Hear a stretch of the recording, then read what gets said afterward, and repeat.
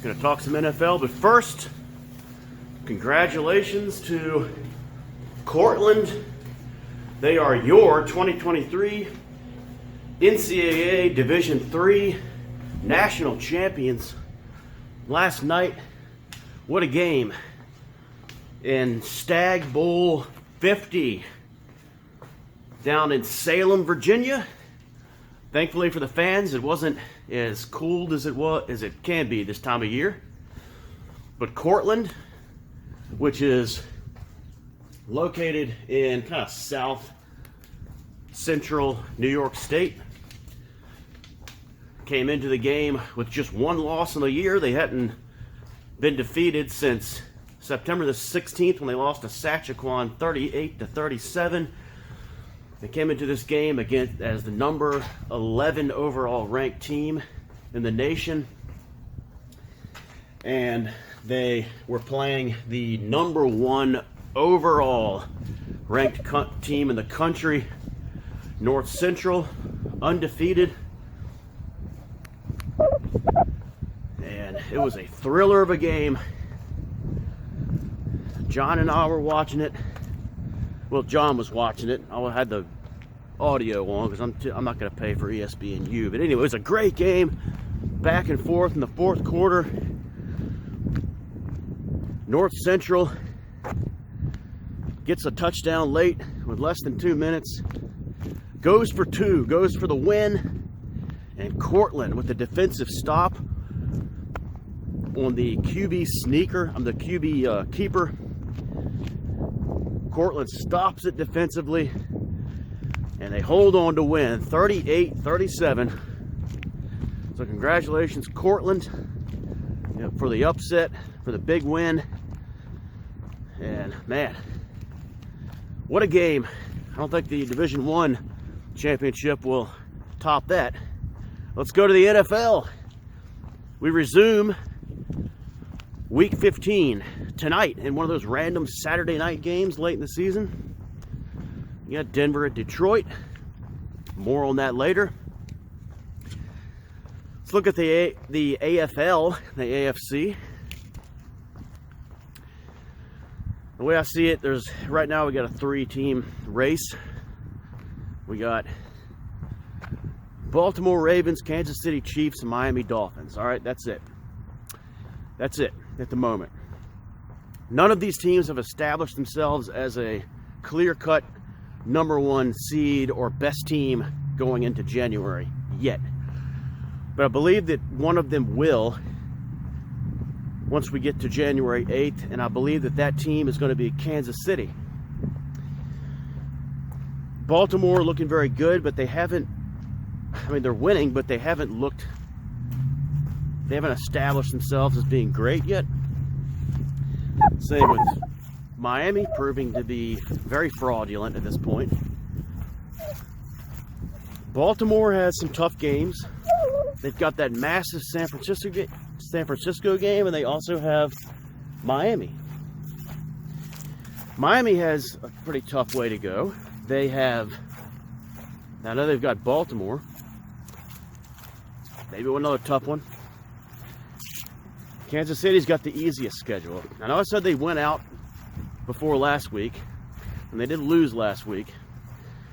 But the next 4 games, pretty easy for the Chiefs. I believe they will win all 4 games. They will lock up the number 1 seed, as the other 2 lose at least 1 game or 2. And they will be the team to beat going in the AFC going into the playoffs. I'm not saying that they're as good a team as they were the last few years, but they will be the best team in the AFC in January going into the playoffs. They will be the hottest team, even though they will have beaten some fairly lesser opponents in December. All right. In the National Football Conference, which most feel, and I am with them on this, is the better conference this year. It appears that they will be the favorite conference to win the Super Bowl. There's also a 3-team race, and let's go back to AFC, all right? Because I focus on those 3 teams, but I also want to say you also have to kind of look at the rest of the field, and let's think about, okay, there's going to be, if there's one team that's going to be the kind of the dark horse team that gets in there and wins and gets to the AFC Championship. I'm not talking about winning a wild card game, okay, because unless you beat one of those teams. Because if you come in and you beat Jacksonville in Jacksonville, who cares, okay? But if you go on the road and, beat Miami, that's a big deal, okay, to advance the division round. Then you'll be taken seriously in the division round, okay? But what team would that be if there is one? A lot of people looking at Buffalo. No, it's not going to be Buffalo. You know how I feel about the Bills at this point. It's not going to be Buffalo. They may not even make the playoffs. The team most likely to fall into that category would be the Denver Broncos. They play tonight. They go into tonight's game 7-6. This is a losable game for them. It's in Detroit. I know I've said Lions are a fraud, but they don't lose 2 games. They haven't lost 2 games in a row all season. It's kind of a jinx, but I don't think they've lost 2 in a row all year. Usually after a disappointing loss, they always have a bounce back game. Tonight will probably be a bounce back game, but it's not going to be easy for them. So the only tough game left for the Denver Broncos in the next 4 games is tonight, because they got New England. It should be a win. That's at home. They've got the Chargers. That's at home. That should be a win. And then they go on the road to Vegas. They should win that game. But I will say this: the Raiders are always that team that is eliminated from the playoffs, and then they end up playing a divisional opponent in the final week, and they're always that annoying team, if you're a fan of those other teams, that seems like they have a knack for being a spoiler. So watch out for that game if it means a lot for Denver. But Denver looking to go probably 10-7. They'll be 7. They could be 7-7 after tonight, but I think they can go 10-7. Maybe even 11-6. Maybe even win out. And they'll be a pretty feared team going into the AFC playoffs. They could get to they could be that team that gets to the AFC Championship, a surprise team. A lot of experienced players, coaches, so just keep an eye on them. Now let's talk about the NFC, which is definitely a 3-horse race. There's nobody outside of Dallas, Philadelphia, San Francisco that will get close to the Super Bowl. Okay? It's those 3 teams, one of those 3 teams. Now, the number 1 seed is the biggie. So a lot of people I even heard someone saying today that the number 1 seed in the NFC will be the Super Bowl champion. That's a pretty good take, because think about it this way. Eagles, 49ers, Cowboys, they can all beat each other. Okay, no team is that much better than the other. They can all beat each other. But neither of those teams will be able to beat the other twice in the playoffs. So getting that number 1 seed means that you only have to play let's say Dallas gets it. That means they'll only have to play the Eagles or the Niners just one time in the NFC title game. Okay, probably they'd probably play an easy one in the divisional round. Okay. Those teams are looking pretty good, looking like the top teams in the NFC by far. Let's talk about the games this week. All right, so we have tonight's game. All right, so that's going to be a biggie, Denver, Detroit. We have Minnesota at Cincinnati. Cincinnati coming on strong lately. Minnesota still trying to fight for the wild card. Pittsburgh at Indianapolis. Okay, Pittsburgh, that's a team that plays Baltimore. I guess that's going to be a tough one for Baltimore in the last game of the year. Pittsburgh is a good spoiler, heck of a spoiler team. They could be eliminated at that point, or they're even more dangerous if they're fighting for a wild card in that Week 18 game against Baltimore. So we have Chicago at Cleveland. Cleveland, another team trying to just punch their way in. Chicago playing better football now, but that game is on the road. Cleveland's got a great D, as we all know.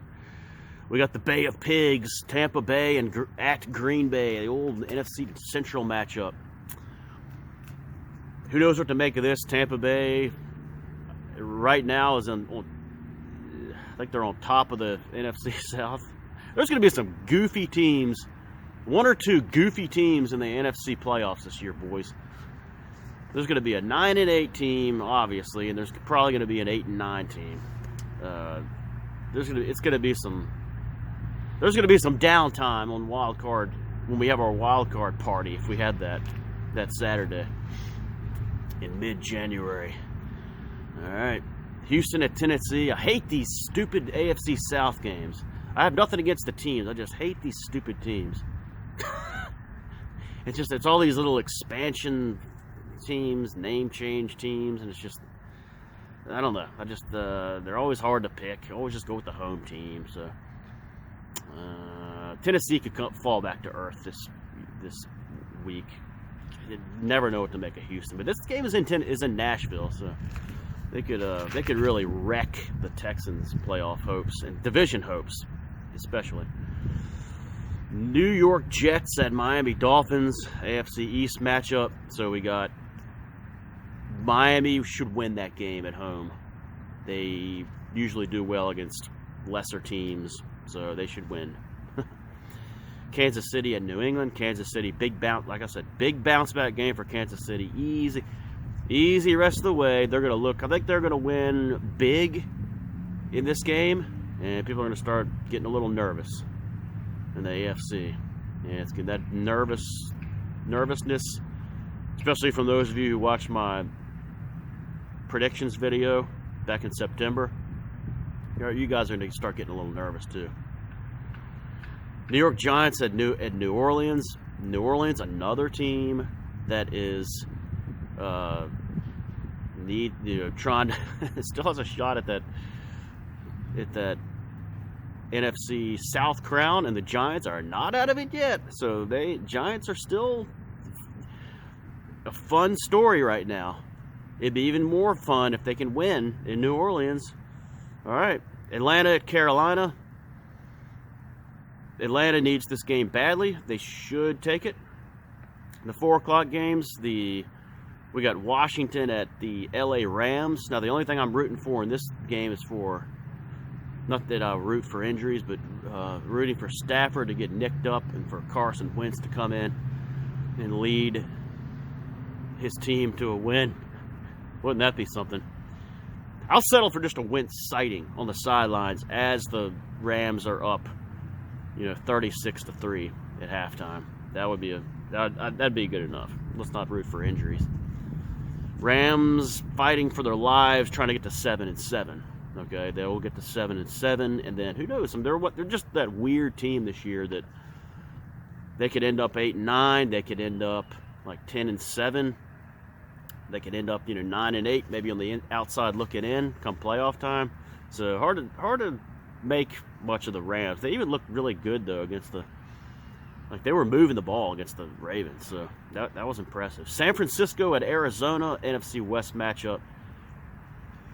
Gosh, hard to see an upset in that one from the Cardinals.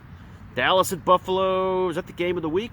I think it's the game of the week because it means a lot for Buffalo, and it's massive for the Cowboys to try to get that number 1 seed, try to get that instead of falling into a wild card situation. So that is a really big game. People are picking Buffalo in this game. Okay, go for it. I mean, it is in Buffalo. Let's see what happens. Baltimore at Baltimore Jacksonville, another big one. Big for both teams. That's the night game on Sunday night, 8 p.m. And looking forward to that one. I don't see Jacksonville as a big Super Bowl contender, but they could certainly make the Ravens struggle in this one. All right, the Monday nighter has playoff implications too. Philadelphia at Seattle. All right, so Philadelphia really needs a bounce back game, but they got to do it in Seattle, which is not easy. And Battle of the Birds Monday night. So a lot of solid games this weekend. Can't think of any of the games that mean nothing. I just went through them. I think all of them have teams that are fighting for something. So Cub Scott Stadium here. It's a sunny day. It's going to be highs in the upper 50s here on the December the 16th. And looking forward to some good featured presentation tonight. Maybe have a one for all the marbles for Christmas Fest continuing. And all right, boys, that's my thoughts on week 15. Glad to get them out of the way, and then we'll talk about, maybe do a recap if there's a Bear Scott Stadium visit on Monday. So enjoy the games and see you tonight. We'll maybe do some trivia during the Denver-Detroit game. All right, guys.